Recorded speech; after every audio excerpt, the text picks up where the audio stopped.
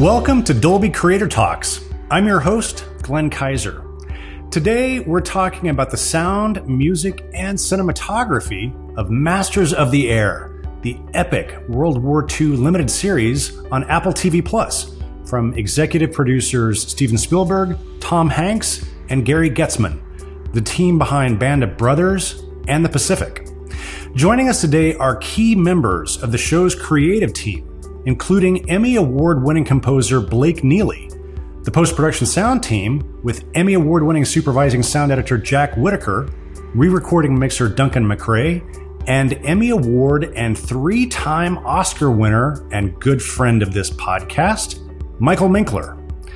And in the final part of the episode, we will discuss the show's cinematography with director of photography Jack Fitzgerald. All that plus a ton of great clips to discuss in detail. This series is on a truly astonishing epic scale with some of the most impressive aerial battle sequences I have ever seen. So I am really excited to bring this conversation to you. We will discuss some spoilers, so if you haven't had a chance yet, please watch the show, which is streaming right now on Apple TV Plus in gorgeous Dolby Vision and stunning Dolby Atmos. So let's jump right into the conversation, which I began by asking the sound team how they initially came together to work on this project. Here's sound designer, supervisor, and mixer Mike Minkler. I was the first one to come on because of my relationship with Playtone, and so they wanted me to put together a team, and so I met Jack and put him on. I was very impressed with Jack, and I needed a really strong supervising sound editor, one who was very creative and had good managerial skills, and that was Jack to a T. I mean, he was awesome. As it turned out, it was amazing that he came on. So we put the team together, the editorial team of dialogue editors and effects editors. I chose some, and Jack chose some, and then we talked to them all. We told them what we wanted to accomplish, and away we went. Jack took the lead with working together tightly with the sound effects editors and the designers. I listened to a lot of things. We collaborated on ideas. We put together some sessions to do some sound design work. We went out on location to record the B-17, which was amazing. Took a crew of 4 field recordists. Had 4 days on a B-17, 60 microphones, in the air, on the ground, everything. We got it all. And we used that to build from the library. And Jack and his sound effects people, his editors and designers went to work and made those recordings extremely special. We wanted them to be special. And so, Jack and his team of sound effects editors did most of that lifting. I was just giving my input, and Duncan was giving his input. But I wanted a really close knit. And so Jack, it was important to me that Jack and I worked together, and because we were going to be together for a long time, and we wanted to have these ideas bouncing back and forth, constantly improving new ideas that you got in the middle of the night, bring them in the next morning and let's go to work on it. And that's what we got. That's what I got. So I was extremely happy. I'm glad that you brought up the B-17s, the flying fortresses, because that's really it's kind of the showpiece location for the show. It's really focused on these bomber pilots and the crews that are on board them, and every episode seems to feature kind of a big battle sequence with these B-17 bombers. And so you talked about the recording. One of the things that struck me was, I'd never thought about it before, but I didn't realize that these B-17 bombers, were so raw and so kind of unfinished. And they're basically like metal death traps almost. They were built for one thing only, which was to fly over, drop bombs, and then fly home. There's so much to talk about how you guys captured that and built that, but there's a great clip that I wanted to talk through. And Blake, this is it's a great music clip. I think the title of the clip is "Ride the Wheel," but it gives us a sense of just to set this up. One of the planes as they're about to take off, one of the four engines is not firing. So one of the mechanics actually crawls up and he's fixing the engine while they're taxiing out on the runway. So it's a pretty extraordinary clip. I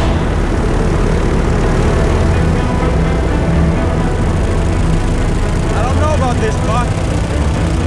Fixing a magneto on the hard stand. Yeah, that's one thing. But on the move? Lemon says he'll do it, he'll do it. Believe. Yeah. How we doing there, Lemons? We gotta lead this squadron. On it, Baker. I'm going as fast as I can.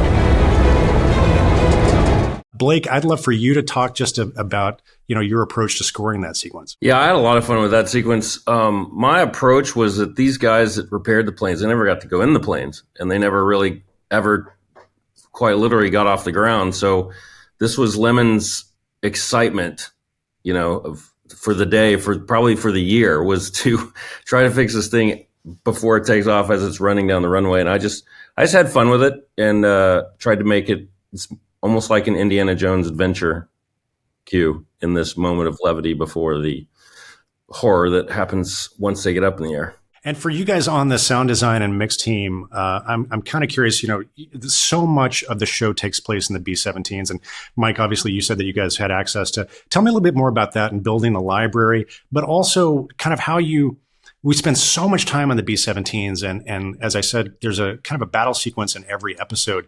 How did you guys sort of modulate that material to make sure that it wasn't, that there's something fresh going on for the ear as we spend so much time and have so many battle sequences?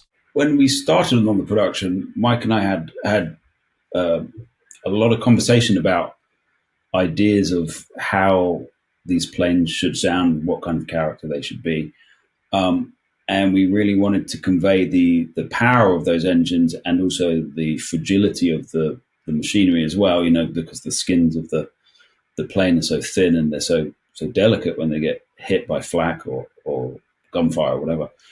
So we really worked on that idea. And one of the things that we wanted to do and we were very aware of, because there's so much time spent in the air with these planes and so many different planes, that we really wanted to sell the geography of each location within each plane and also each and every different plane. So one of the ways that we did that was that Mike and I had the different sequences cut by different people, with a fresh take, or like I did this particular sequence and then I would hand it off to another editor, or they would do that and then pass it to me. And so we had a lot of playing around with each other's material, which I think keeps it really fresh, whilst not just sort of copying and pasting material, which, is when you have this much time in the air, you really need to keep the listener involved and their ear kind of excited at all times. I had to do the exact same thing with the score. I could never have any battle scored the same way. I even rarely use the same even meter or tempo in a battle. It was like to approach it fresh, because it can, and also just, a storytelling mode, it can start looking the same too. So for all four of us to do something new and inventive each time they went up, made it exciting. And even sometimes it's like, let's have no music. That'll make it exciting. Sometimes, yeah, absolutely. And some of those, and I love the way sort of you kind of, I'd love to hear you talk about sort of the decisions made sometimes to either feature the music or feature the sound design, especially in some of those battles. One of the great clips that we have, Blake, that you got to kind of step forward and take the lead on was from episode 3, which was the attack sequence.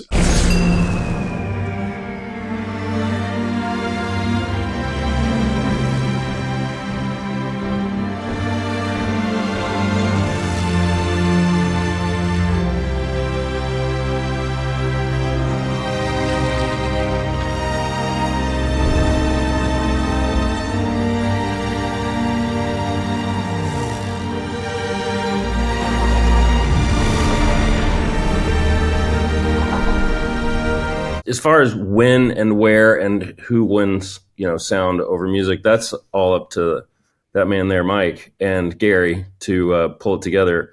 And so I try to just give them as much material as needed. And if some elements are fighting another, take it out. But I've always felt, especially in action sequences and loud sequences, that if the music's still not having all of its elements, you can kind of feel it. So to say, oh, there's going to be guns and bombs and I'll just not have any percussion is a bit lazy on my part, because then what happens in that scene you just rolled, Mike decides, let's just do music. And then if I haven't done all that I can to support it, it's not going to work either. And in a scene like that, I was mostly trying just to get the tone right. The actors are doing impressive acting with just their eyes, their mouth, their masks covered, but music is your subtext to tell you what they're feeling. In that moment, I felt like Clevin was just feeling complete tragedy and awe. I'm very curious to follow up on what Blake just said. So watching that scene, it feels so inevitable that this is a music-driven moment. But was it not spotted that way? Was it not? Was that a decision that was made in the mixing stage? I don't think decision was made on the mixing stage, because everything is always changing. So we would go through every scene dozens of times, every episode dozens of times, and they would grow and they would become more spectacular and more vivid. And sometimes we were leaning on effects, and sometimes we were leaning on music, sometimes more on the dialogue. And it's this balancing act, and we're constantly shifting and changing. We have so many layers of sound effects and of the B-17 itself, so that Duncan can carve out and thicken up or thin out all he wants. The music is brought in so many stems that it also can be thickened or thinned out to accommodate the effects at any given moment. I mean, we're talking frame by frame. And then dialogue, we might lose dialogue, shift dialogue, pitch dialogue. Certainly changing takes was happening all the time. So everything, there was never any grand decision, but we kind of tried everything in every scene. We never stopped experimenting. One of the things that struck me, that it was just remarkable craftsmanship, I felt, was, Blake, you brought up that all these fighter pilots were wearing masks for a lot of not all, but a lot of the sequences. Once they got above a certain altitude, they had to put their masks on to get oxygen. But we always knew exactly where we were. We knew who was talking. It was really kind of it was amazing amount of work that went into, I think, making sure the audience was placed and knew where we were at all times. So that was just fantastic work. Thank you. I mean, it's those guys.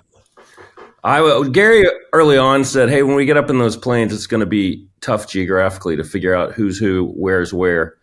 So I do need music to do its atypical action score, which is guide us on who we're with. So no character got their own theme, but I would kind of have like a sound bed style on, say, the front of the plane, the back of the plane's different thing happening.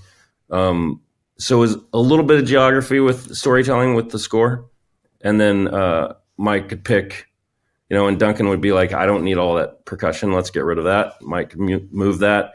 There's also another member of our team, our music editor, Angela Clavery, who is constantly having to cut and change the music because the picture kept coming in differently with the visual effects and also the updates. Over a year of updating this material, right, guys? Yeah. Oh, yeah. And you were going back to the drawing board and rescoring some cues. Angela was always like screaming, "What are you doing?" And we're like, "We're experimenting." So then she would report back to Blake, and Blake would come in, we'd talk about it, and it was just a wonderful building process. It's so collaborative, the four of us, because I think one of the most surprising things I can say to Mike is, and we've done so many projects together, but he'll be surprised if I walk in and say, I think the music's too loud here. And then he'll actually fight for my music to be loud there. I'm like, okay, great. So then when it's like, I think it could be louder, he can fight back and say, no, you're getting in the way of this. So it's incredibly collaborative, and we're texting and calling and emailing and what if you try this? It was amazing to be able to remain so fluid through it all, as well as the visuals were coming in and we're finally seeing things put together on the screen.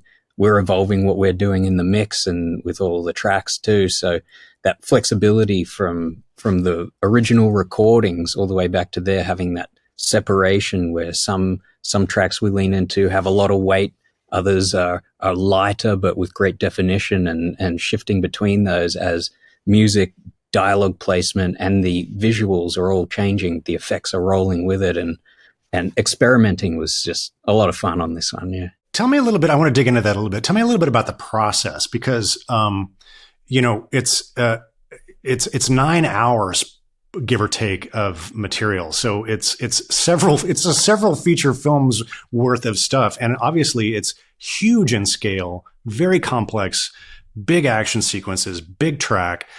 Tell me a little bit about how did the editorial schedule work? How did the mixing schedule work? Did it go linearly? Like, did you work on episode 1 and then finish that? I'm presuming you're going to tell me you didn't finish episode 1 and then start work on 2 and then go through it. So tell me a little bit about how the process actually went down. On this project, all episodes were live the whole time for the duration of the whole show. So it was, with the evolution of visual effects, that was a challenge for sure.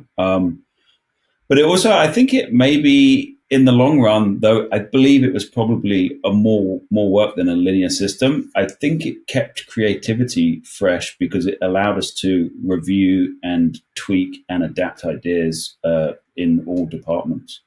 They definitely did that creatively in the writing. They updated episodes with additional ADR and recutting of picture. And then we attacked that in the same way in the dialogue editing, as Mike was saying, with moving lines and tweaking timings and whatnot. And I think Blake and Angela are doing the same thing. And we definitely did that with the sound effects. And what I love about this format, as much television as I do, it's usually I have this episode and the next week I'll find out what's happening. This, I got to watch all 10 hours at once, and I could pick and choose. I'm going to work on this storyline that happens in 1, 6, and 7 and send it over to the guys to put in and see if that's working. All demos at that point. And then once it's really feeling good, we can go record. I mean, we recorded 3 times the orchestra. The first time was I think it was episode 1, 4, and 5. And then we went back and picked up 2 and 6. And so it's a process, but I love the format because you know exactly the entire story. In the beginning, we tried to go, it was the picture department that was dictating, here's the episodes that you are able to be worked on. So we went out of order, but we made it all the way through all of them. And then we just started going, what can be done today? What should be done today? What does the picture department say is a good idea? What does the visual effects people say is a good idea? What does the music say is a good idea? What is sound effects? It's like every single day, how can we fill our day up? Sometimes it was overwhelming, and that one day would turn into 5. But I mean, in other days, it was just like one day we'd hit 6 different episodes with visual effects or brand new lines of dialogue. They were writing dialogue constantly for a year and a half, never stopped writing new dialogue and recording loop lines from the actors because they wanted to change their accents or their performance. And some actors came in 10 times. We had most of it done by then, or a version of everything that we wanted, but there was a list that was compiling during the strike about things that wish list, if we could, let's do it one more time. And we got it just in time. We got everything. I have to admit, I think one of my favorite episodes of this series is episode 5. It's kind of, obviously it occurs at the midpoint. We think we've lost our hero. We don't know what's happened. And the series takes a much darker point. And then the München raid is probably one of the just most difficult to watch and emotionally harrowing.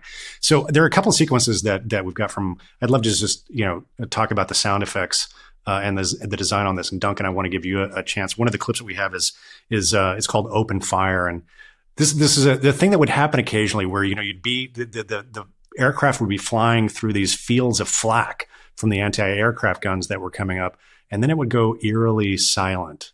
And we knew that that was not because our heroes were out of danger, but that, in fact, the worst was about to come.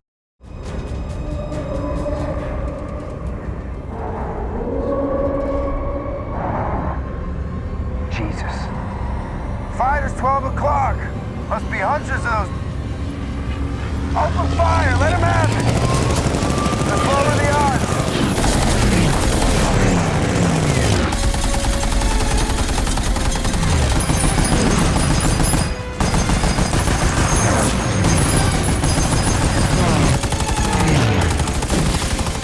This episode, I think, holds a lot of weight too, because it really is a revenge mission. So as the audience is always gunning for our heroes, to know that we're trying to get back after what happens to some of the guys earlier on, there's a great tension that builds, and establishing that in the effects as well, when we're after the flax dissipates and we start to get the sense that a swarm of Messerschmitts are coming in. The different elements that we used to build in the effects, I think, worked really well with the build and the music at that moment, to have the ripping strings come through in the music right as we have the Messerschmitts coming by us. And each one of those kinds of moments did evolve, as we were talking about just before, where through experimentation, the placement of those, when we feel that big power versus letting something lighter go by, and parting away to let the music take the lead at different moments too, it was just a great collaboration through all of that as well. The separation we had from all the sound editorial team really helped, and yeah, it was a lot of creativity together. I work with temp sound effects through my whole writing process, and I came to the dub stage. It was that particular day you guys were doing 5, and we got to that flak scene, and I just said to Duncan and Jack, holy God, that is not what I thought was going to be there. So, and again, that's when, like Mike's saying, he's got the layers too thin or thicken. Well, Duncan, you brought up placement, and you guys are on the Dolby podcast, so I have to ask you about the Dolby Atmos mix. This is a fantastic mix in Dolby Atmos, and we have another great clip from episode 5. Christ, she just lost the high lead, and she's got a tail, ball turn, any shoot. I don't see any.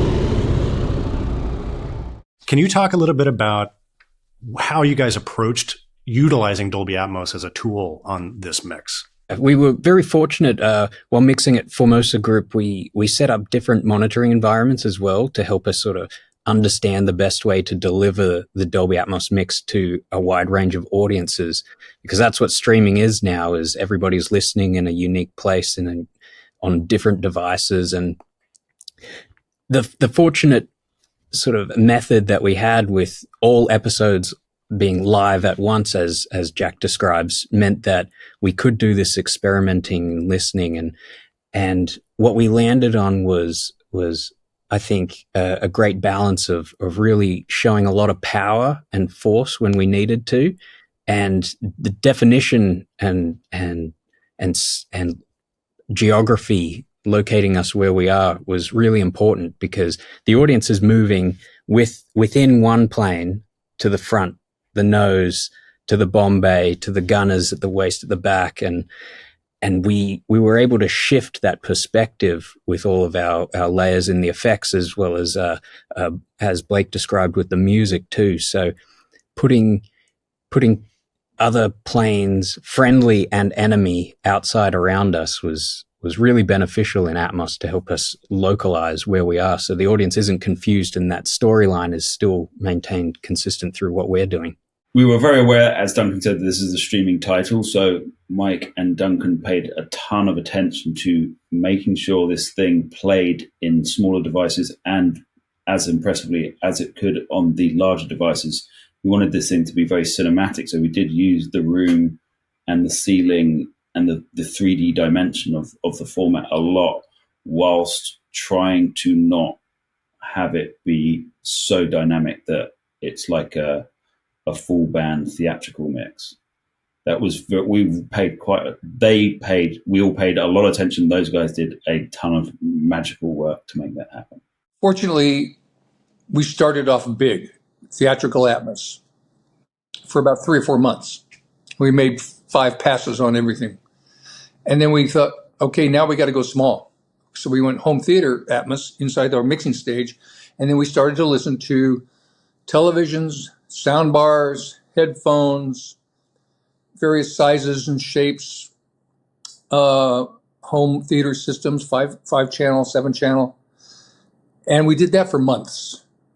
And tweaking what we had big into the smaller environment, coming up with new schemes of how to do this and how to handle the dialogue, how to handle the music, and how to handle the effects, while still keeping what we liked when we were big.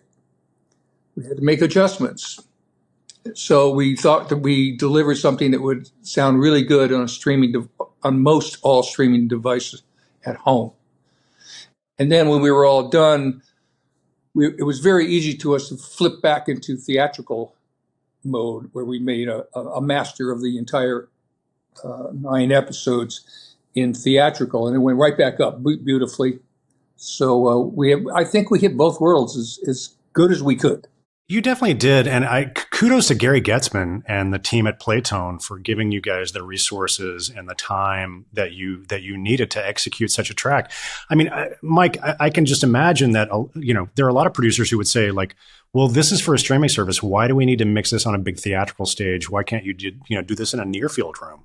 And it just would have, even the near field mix would have felt very different if you'd started with that approach. Oh yeah, if we'd started small and stayed small, it would have been completely different, and I think everyone would have gotten very frustrated. But Playtone never thinks that way. They always think of us as a feature film from the first day, from the first budget. It was a feature film. It was 3 feature films, and that's how we looked at it. Apple had a different point of view, but they changed.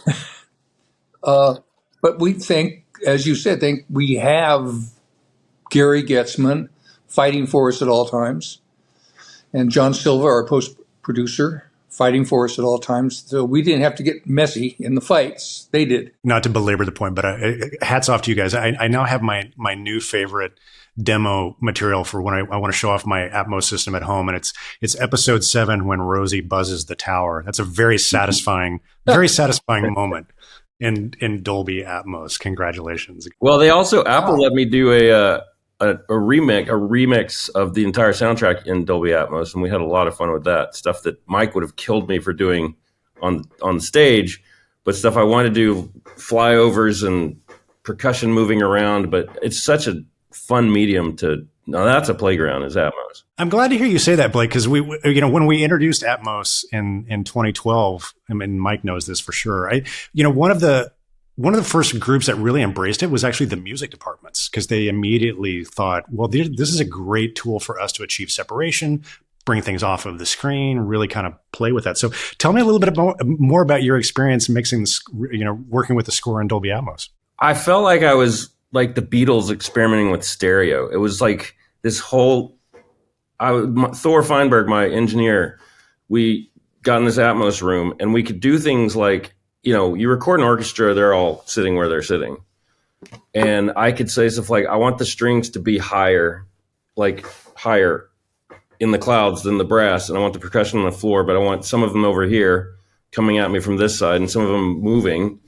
And, you know, and I have a lot of orchestral effects in the score, and those you could play with, goes over your head and lands in the front and things like that. So it's just so fun to play with. It's not the ideal listening experience as far as, you know, music, because you don't really want it to move around, but it sure is fun to do. I hear you. Blake, I want to talk with you about the opening title sequence, because I think people, you know, certainly sometimes if I'm binge watching a TV show that has multiple episodes, I might get into a habit of, like, you know, when the thing comes up, skip the title sequence and get on to the show. Never once did I skip your opening title sequence, because that music is so powerful. It's so wonderful. It's so epic and operatic.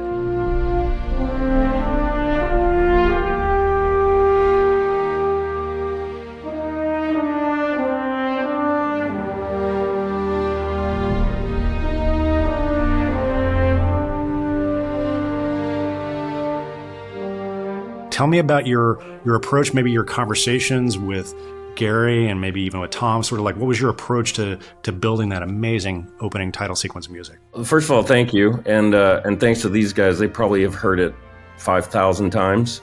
But every time we'd do a playback, I would think, let's just skip the main title, and we'd all be like, no, it puts us in the mood for the show.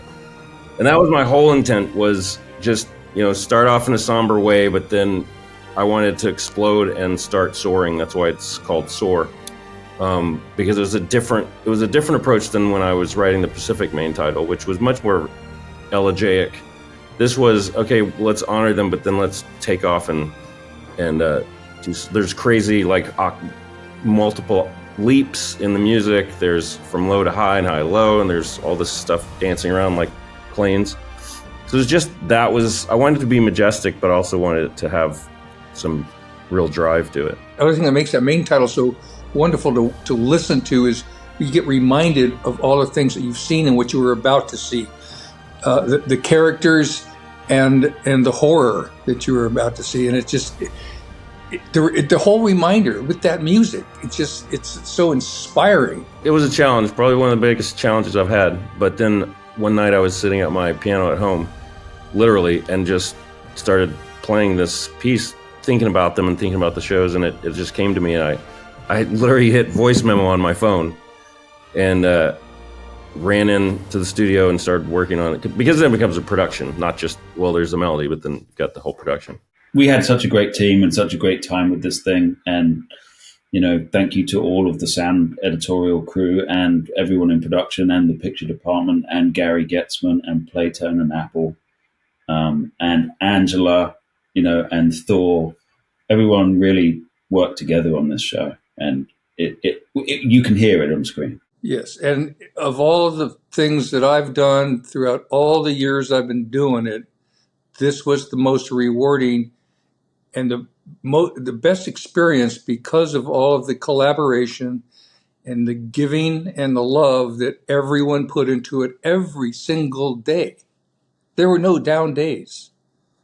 And it was the best experience I ever had. Me too. I'll second that. I'll work with these guys anytime for the rest of my career. It's actually also a project that I was sad that, I know you guys were on it so long, but I was actually sad when it was over.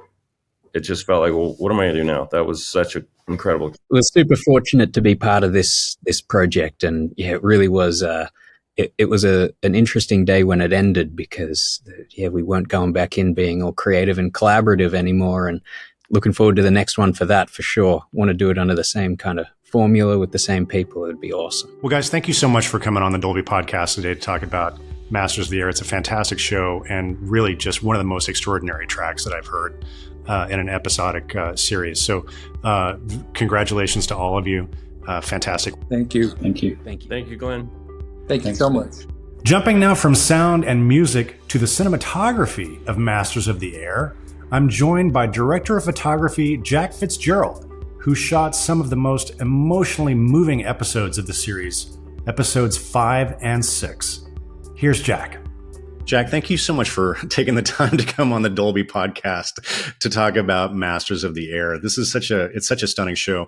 I wanted to just start off with just getting a kind of a quick sense of your background. Like, what was your educational kind of upbringing? You know, I know I know you grew up in New Zealand. Did you dream of being a cinematographer as a small child? No, I knew very little about the film industry as a small child.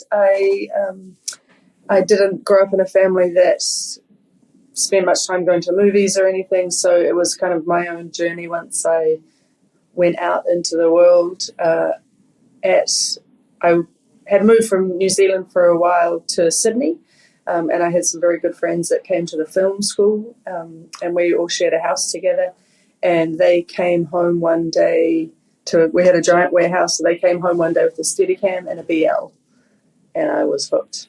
Jack, you shot episodes 5 and 6 of this series, and that comes at a pretty crucial turning point in the story. Our hero, Buck Cleven, has been shot down. We don't know if he's dead or alive. And I feel like the tone of the storytelling takes a darker turn around about the time that your episodes come in. I'm just curious about your use of color and the color palette and sort of how you were using color to affect the emotions of the audience as the story gets darker at this point. Because I was doing 5 and 6, I felt very responsible to journey on from Block 1 and keep a lot of the initial color space the same as what they had, certainly for the battle work and for the base work all around the boys preparing for the mission and such. Then when we got to get out into the world, I mean, a lot was dictated by the locations in terms of what we were using. We definitely knew that our episodes were a launching pad to be able to shift the look a little bit and certainly shift the camera work and the emotional connection to people. Once Egan was on the ground in Germany, it was a dark space, headspace for him to be in. So, we really wanted to kind of close him into spaces. And he's a big, Callum Turner's a big guy. So, we really wanted to have him feel like he was captured. Before he was actually captured, we wanted to have that sense of him even then being trapped. And so we did certainly affect it with the lighting. When Rosie goes to the flat house, that was such a strange contradiction for us because it was, this beautiful, beautiful manor house in the English countryside, and you can see the boys enjoying themselves, but Rosie is reluctant to do that. And so we tried to, subdue his experience in that environment rather than amp it up and make it, beautiful, too beautiful. I had a note to ask you about that because I feel like you had the opportunity, especially in that episode 5, to play with some interesting contrast in the look. You've got Egan on the ground. He's been shot down. He's going to be taken into a POW camp in Germany. You've got Crosby at Oxford. And then, as you say, you have Rosie sort of at this enforced rest camp. So tell me a little bit about approaching those 3 different storylines and how you wanted to contrast those so that the audience would sort of understand kind of these 3 distinct environments. There was obviously a bigger difference between our Egan in Germany storyline and Crosby in Oxford and Rosie in the Flack House, because those 2 are, England, and they're England in all their glory. I mean, Oxford is a beautiful, beautiful city, and of course the university is stunning, and it's hard to get a bad frame in that environment. So again, it was just that thing of understanding that although for the audience it's a break from the life on the military base, we're still in the war, and we're still in a world where it's terrifying what's going on for them day to day, even though they're having this little bit of respite. So again, we just wanted to kind of control the color palette so it didn't sing too much in England. And then obviously as Egan's journey goes on, it gets darker and darker, and he finds himself in more and more challenging situations. Obviously, a centerpiece of Masters of the Air are these incredible aerial battles, and incredibly effects heavy. A lot of CG. So I'm curious about your relationship with VFX. I believe you shot some of this in the volume, right? So you had access to some of that material beforehand, but how much was playback on set in the volume, and how much was green screen, and kind of how did you tell me about your relationship with VFX and how you navigated that particular challenge? Our VFX supervisor, Stephen Rosenbaum, is a legend. Coming onto it and knowing that the volume screen was already a decision made and it was being built by the time I got there, was really exciting for me and really challenging. Had you worked in the volume before? No, I never had. And again, I had because Block 1 were ahead of us, they ironed out a huge amount of wrinkles that needed to be ironed out. But I guess what was interesting for all of us was, you can have all these assets and you can have things, you can have lighting tools built into the volume that you need, which was fantastic. But until you really get into the fine minutiae of the storyline, you don't know where those planes are going to need to be. So they did have a ton of assets, but they hadn't built any of the aerial sequences before we started filming, because depending on which plane we were in would totally affect where the other squadron was. So we would put up on the wall for the actors planes flying past, explosions happening, when the plane was spinning and Rosie's doing his crazy maneuvers, we could do all of that, but it wasn't pitch perfect. Most of it got replaced. I'm glad you talk about it as a tool like that, because, obviously the centerpiece of episode 5 is kind of the disastrous bombing raid on Munster, which turns out to be one of the worst of the entire series in terms of casualties, and they're watching their friends go down. And the thing that struck me about that episode was that, even though they're in their planes, oftentimes they've got masks on, the performances from the actors were really powerful as they're in this horrible, set of conditions. And so I can only imagine that, as you say, for you, as well as for the actors, having that volume material actually helped the performances, because they could see at least an indication of what was going on. Yeah, absolutely. Traditionally on a green screen, it would be someone running around with a tennis ball on a stick. And, the plane, we had the nose and we had the nose of the plane, which was the cockpit, and the bombardier area, the navigation area, on a gimbal. So that was 25 feet in the air, just so we could get enough movement on the plane. So, very hard for someone to give them the correct eye lines if they weren't, to be able to give us that amount of movement on the plane. So it was a crucial tool to be able to sync everybody up. And we used the lighting, we used the lighting effects as well. Coming Block 1 especially, they had a bunch of missions that were in and out of clouds, so they really utilized and that's something that's, fairly easy to have on the screen, in terms of it not being asset, ready, but they could certainly undulate the lighting with the cloud cover density that they put up on the screen. The interiors of those fortresses were so cramped, and you got a great sense of the claustrophobia. But tell me a little bit about the geography of the sets that you were using, and what were the pieces, and what, was it as challenging for you to get in there and shoot as it looked like it might have been from an audience perspective watching? Yes, it was very, very challenging. They decided early on in production to build the planes in replica scale.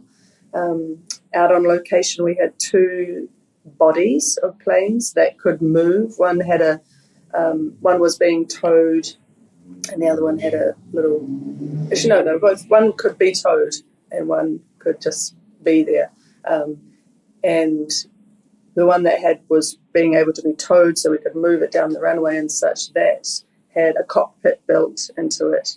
But that was it. The rest of the fuselage was just bones, so we couldn't shoot that. So Then on the stage, we had the nose of the plane, the cockpit, and the navigation area on one gimbal that had the most flexibility in terms of being able to move it and shake it.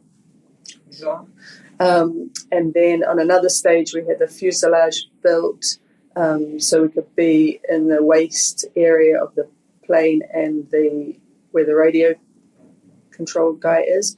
The ball turret was on a separate piece. The tail was on a separate piece.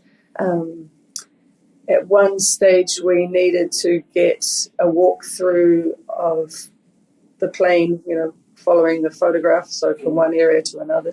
So we did try and stitch together more of the plane than was originally kind of designed to do. It was incredibly tight all over. We would often be, one person in, camera goes in, someone comes out, grip goes in, does their thing, they come out, lighting goes in, they do their thing. And same with costume and makeup. As I mentioned before, Callum is a big guy. And a lot of the cast were bigger than the original pilots of the time were. People have got bigger all around. We put a guy into the tail section and he gets shot in the leg, and before we started rolling, that actor got completely claustrophobic, and we needed to get him out of there in a hurry because he was just about fainting with how, he was also building himself up into his part, but it was very, he was really, trapped in there. After Egan's plane is hit and it's disabled and everybody bails out, there was some stunning aerial photography with the cinema, with the skydiving sequence. Can you talk a little bit about that particular part of the episode? Lee Morrison, who was our stunt coordinator, he did a lot of research into how we could actually. He had done skydiving work before in other films and projects, and we had. It's not something that there had been various, photographs and footage from the war that had the planes and people inside the planes, but not much of anyone parachuting. I did have this one beautiful photograph that was of who was a war photographer who had bailed out of a plane, and he basically took a selfie. And he's in the middle of the air, and his parachute is up and over and above him, and we all got a bit transfixed by that image because it was like, oh my god, he looks so calm in this moment, but the reality of it was Lee Morrison did get some of his stunt team to construct a round parachute and do it the way that front pack mount. Apparently the guys who did it said they'd never do it again. It basically almost broke their back because the inertia of it bends you in two, but backwards. So they said it was a real shock to them how incredibly dangerous and uncomfortable it was. And then we were thinking, oh my God, some of these kids who were pilots or, on the planes, they would have done it once in training, maybe, if they were lucky. And then they're in the middle of a battle sequence and this is all for real. And then they have to jump out of a plane and basically get bent in two. And then they have to try and land. The amount of guys who, break bones and legs and arms and everything, as in the Tuskegee boy, one of the Tuskegee boys, it's like he's really injured from just landing. This is not recreational skydiving, for sure. No, completely uncontrollable. You've got no adjustment to smooth land yourself. You touched on this a little bit earlier, but I'd love for you to elaborate. And then episode 6, when Egan's now a POW and is being marched through the bombed out German town, the look of the show, I feel almost takes on kind of a horror show quality. And there's that incredibly disturbing sequence when the Nazi guards kind of let the townspeople have their way with them. Tell me about that sequence and building that intention, that intensity visually. Yes, I mean, that was a real incident that happened. We had, a stage piece that was not a long street in a town by any means, so we had to double ourselves. Basically, we shot it going one way and then we flipped everything and shot it going back the other way, to try and draw out the length of the walk that they had to do. We, knowing that all eyes, because at that stage we didn't know really who these other characters were, so it was kind of all eyes on Egan.